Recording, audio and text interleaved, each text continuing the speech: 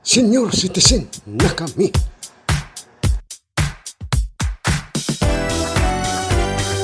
Kuyog sa kutay sa panahon, laras sa mga katuigang ng laban, gitimba sa palingkamot ang kadas, magpalikay-sikay, panlimbaso, kakugyo, pakipiso, turong sa mga panglantaw, sa kinabuhi o pagpakabuhi.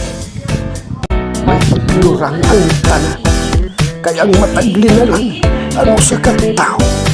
May linugdangan o kapaingnan, muhuyang gayud ang pungano sa kabatanon nakatakot. Maon panag-ingnan, miabot na ang tama, ang kabalaran sa gilait nga hulagway sa kahamtong. Patas ang sangputan, katigol lang ang kanhibulok.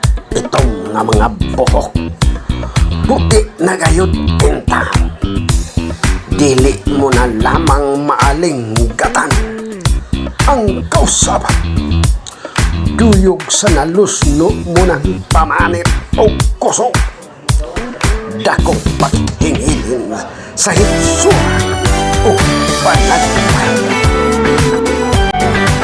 Senior citizen na kayong inta, may kakayahan ba ba sa buwelo sa pag-asikaso? Kulit na nga mo tultol pa, ting kaugaling usa mahigdali mo. Giduaw sa wala hiilhing palati, dason ang hugno sa kalawasan, hinanalo na pagkahana sa hunahon pananaw.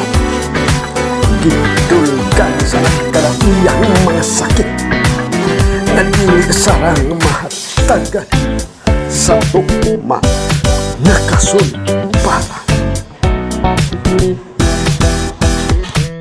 Senior citizen na kami, binipisyo na lay ato, kay gihikawan man padayon lang mainang pino.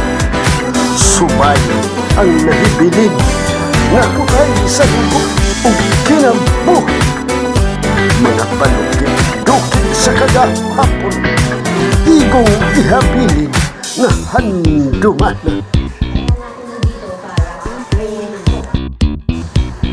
Magpaabot na lamang unya hangtod kanusa, pagabawion ni Bathala ang hinulamang piniti.